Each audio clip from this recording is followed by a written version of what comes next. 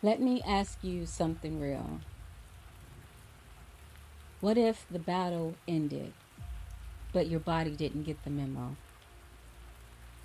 What do you do when the chaos is gone, but peace still feels like a setup?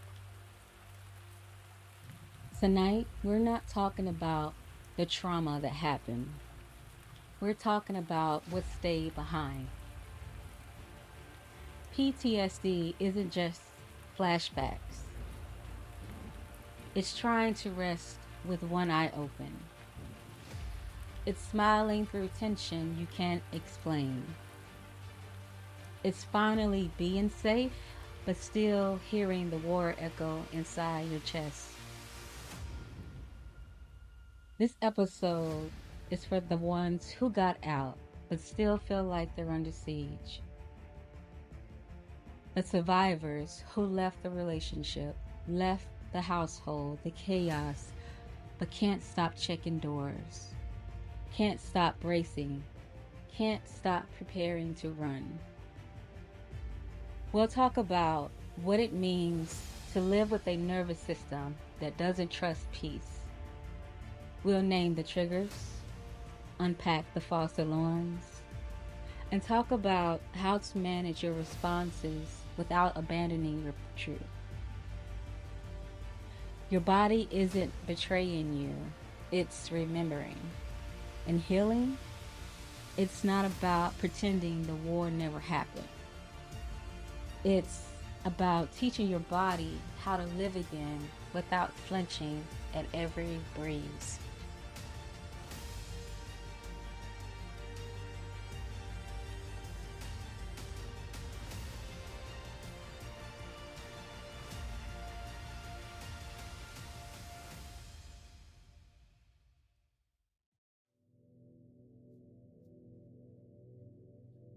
When the war is over, but your body stays ready, you're not in danger anymore, but your body doesn't know that. You've changed your location, maybe your relationships, your job, your name, your whole life. But your nervous system, it's still in the hallway of that house, still bracing for the next slam, the next silence, the next shift in energy that tells you it's no longer safe to speak. Trauma doesn't leave just because the trauma ended. Your body learned what to expect. It learned how to shrink, to freeze, to flinch, not from weakness, because of intelligence. Hypervigilance became your heartbeat. Suspicion became your sacred sense. Preparedness became protection. And now, even in the calm, you scan for threats. In the quiet, you listen for collapse. In love, you prepare for war. That's not you being dramatic. That's your nervous system still stuck in survival. This is what PTSD feels like when the war is over. But the battlefield is internal. And healing doesn't mean pretending it's not real. It means acknowledging that your body has been your soldier this entire time. And now it deserves to learn how to come home. How triggers trick you into thinking you're still in danger. A trigger doesn't ask for permission. It shows up mid-conversation, in a voice that sounds too familiar, in a pause that feels like rejection, in a smell, a shadow, a sentence, and suddenly you're not here anymore. You're back there. Back in the moment your body first learned to armor itself. Your heart races, your chest tightens, you're on edge, and you don't know why. only that safety feels miles away. That's the thing about trauma.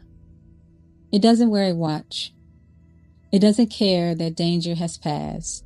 It only knows what it remembers.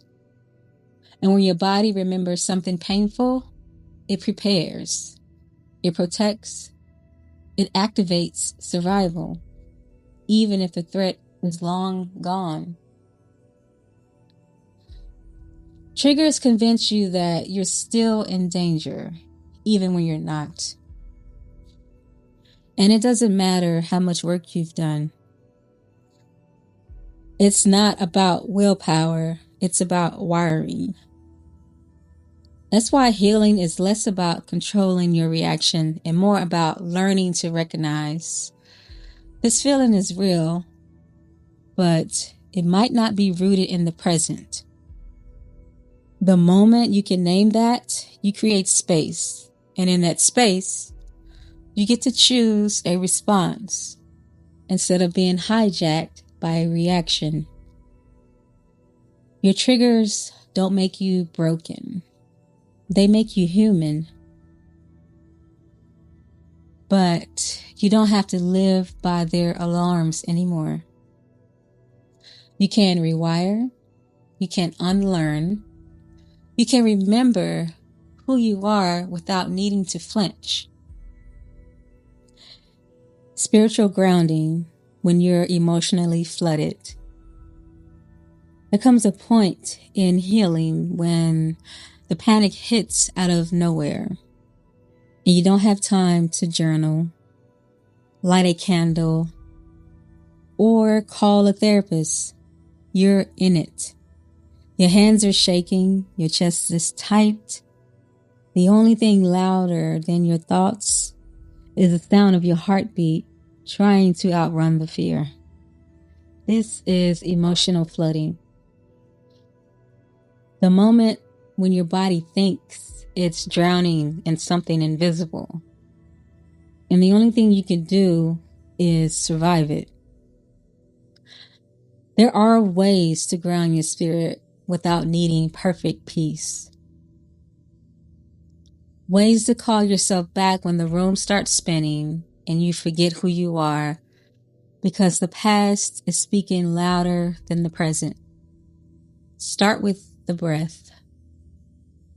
Not the deep one they always tell you to take. Just one small, honest inhale through your nose. Hold. Exhale slowly through the mouth. Then again. Anchor yourself to something physical. Your feet on the floor. The texture of your sleeve. A name you can say out loud. A phrase you can repeat with weight. I am here. I am safe enough. I am allowed to slow down. Let your body remember that you're not back there. Let your energy come home without force. You don't need to snap out of it. You need to compassionately interrupt the spiral. Grounding doesn't mean pretending you're fine. It's reminding your body that this moment is new, even if your fear feels familiar. And the more you practice this gently, the more your system starts to trust that it no longer has to be on constant watch. Not every stillness is a setup. Not every silence is an attack. Some moments really are safe. Different place, same war. When trauma echoes through new people. You thought it was over. You got out. You walked away. You did the work. You changed your number. You broke the soul tie. But then it happened again. Not in your relationship, in your workplace. And this time it wasn't a husband. It was a manager, a coworker, a system. Same energy, same gaslighting, same crowd of people watching and saying nothing. And your body recognized it before your mind could name it. Suddenly, you're right back in it. The same tight chest, the same insomnia, the same panic under fluorescent lights. And you ask yourself, how did I get here again? Why is this happening again? Am I the problem? But here's the truth. You weren't attracting it. You were exhausted from surviving it. You hadn't healed in isolation, but you returned to a world that still hadn't learned how to stop punishing people who speak truth.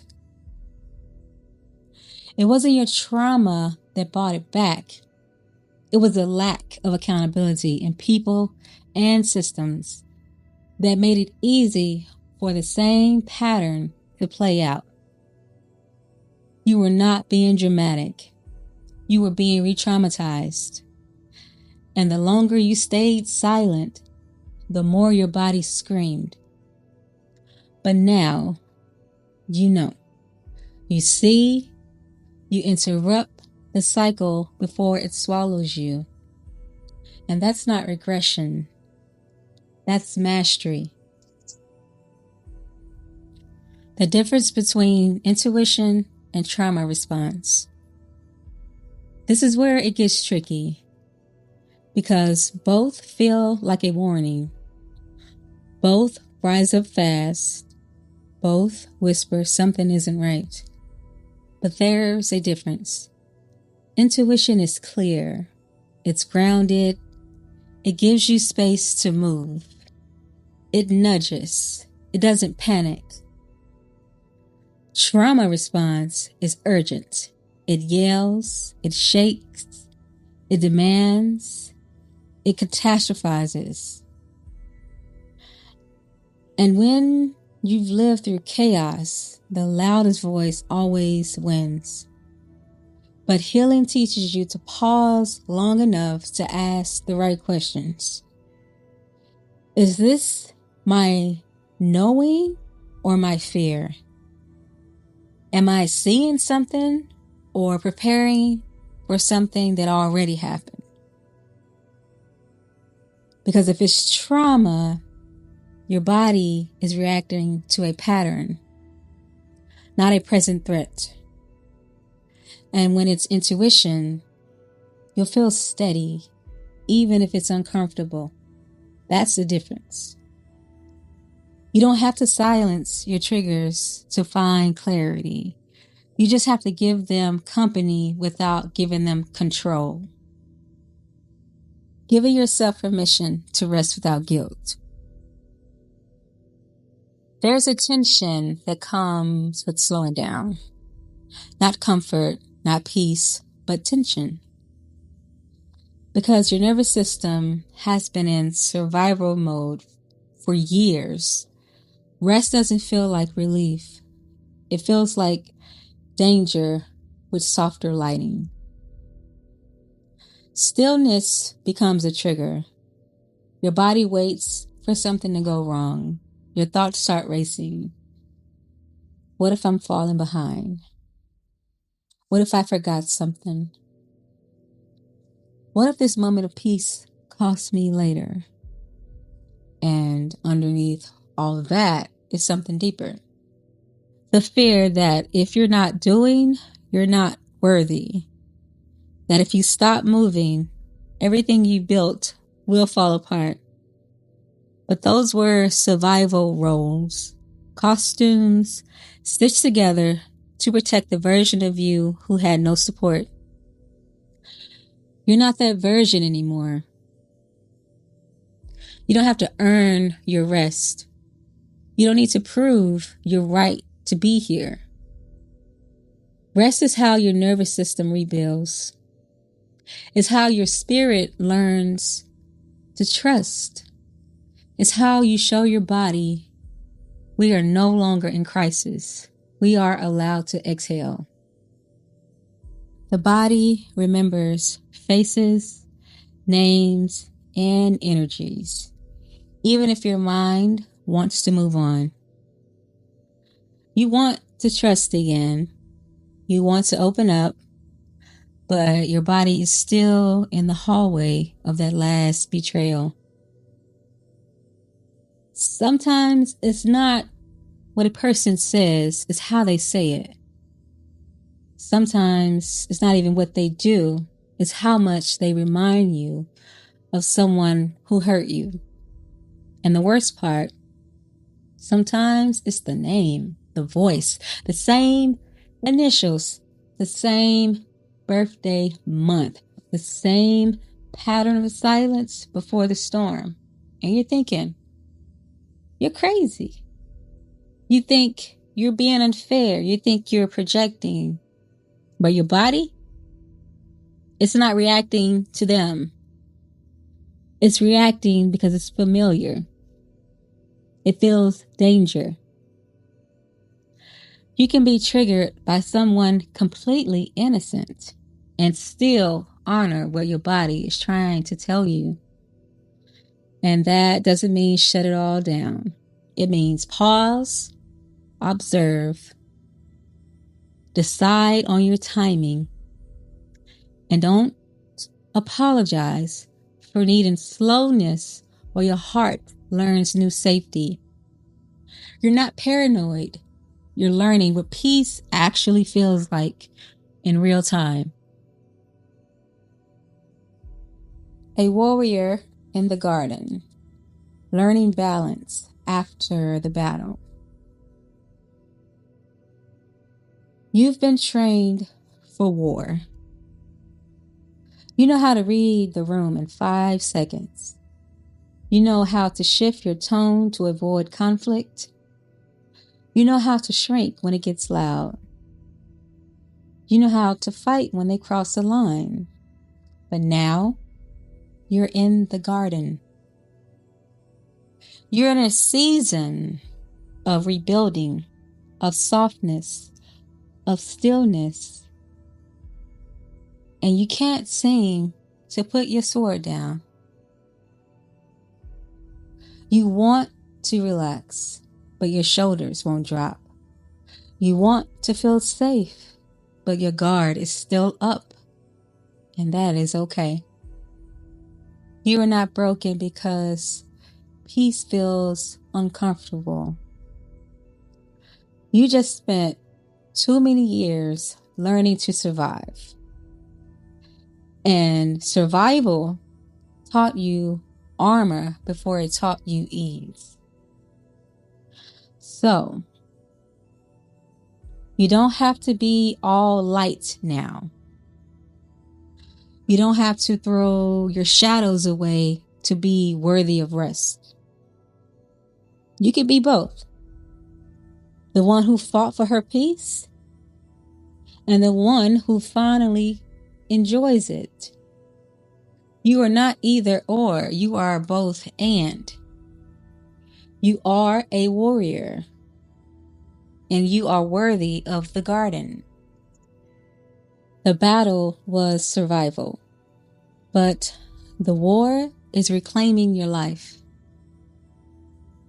Surviving trauma was the battle. It was chaotic, it was bloody, it was reactive, and it was necessary. But the war is quieter, it's deeper, it's longer. The war is rebuilding. The war is reclaiming your breath, your joy, your trust in yourself. It's showing up to joy even when your body still flinches and is tense and tight. It's trusting again, slowly, cautiously on your terms. It's giving yourself softness without justifying it. The war is walking into rooms without wondering if they like you. It's not abandoning yourself for approval. It's not apologizing for being too sensitive anymore. This is the sacred fight now. Choosing peace again and again and again, even when fear tells you to run. You survived the battle. Now it's time to win the war. PTSD made you a war strategist, and now your spirit sees everything. They thought you were broken,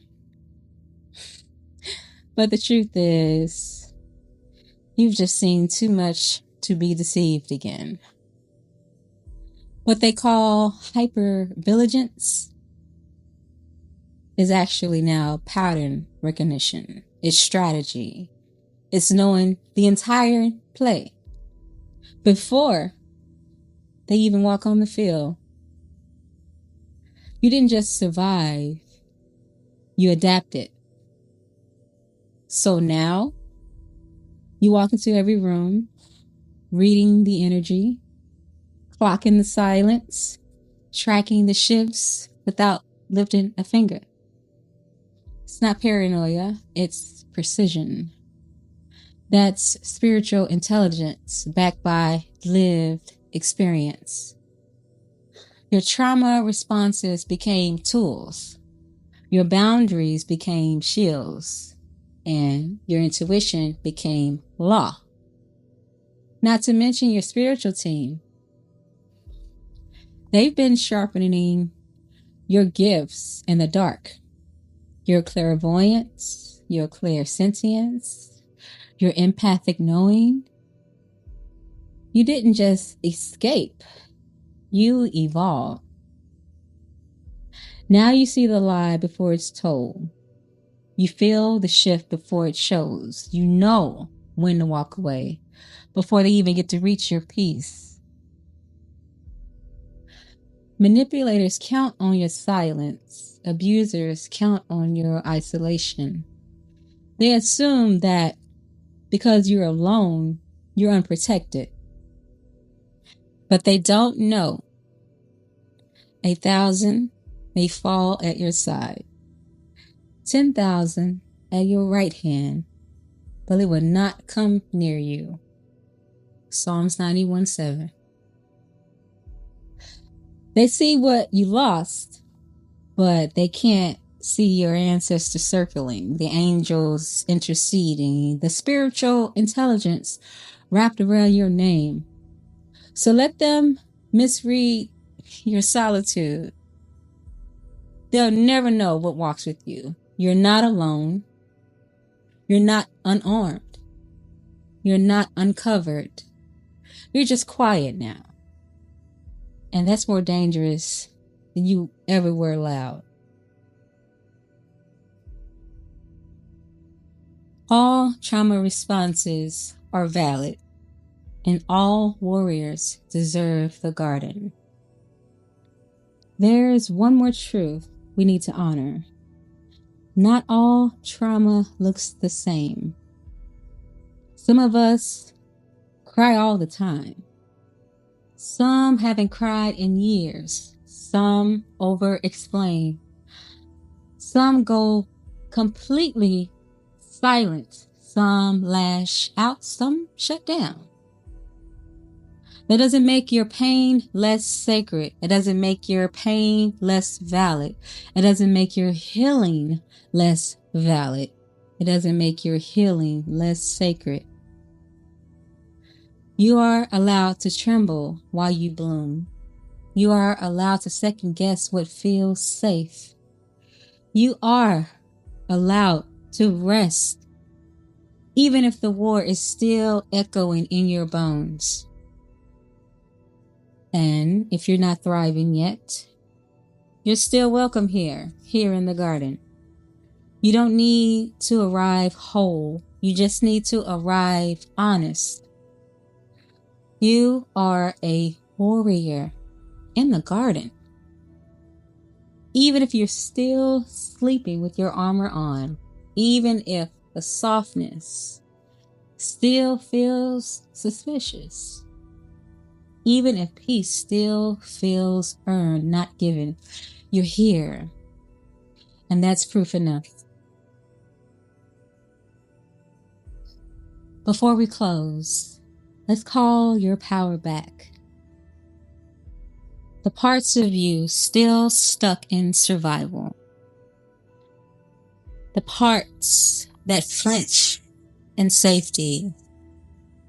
The parts that learned to live in a war zone but never felt safe enough to unpack. Speak this aloud or in your spirit. I call my energy back.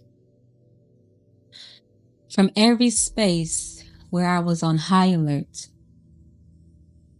From every person, pattern, and place that demanded my peace for their power. I call it back fully, freely, and now. I release the guilt for needing rest.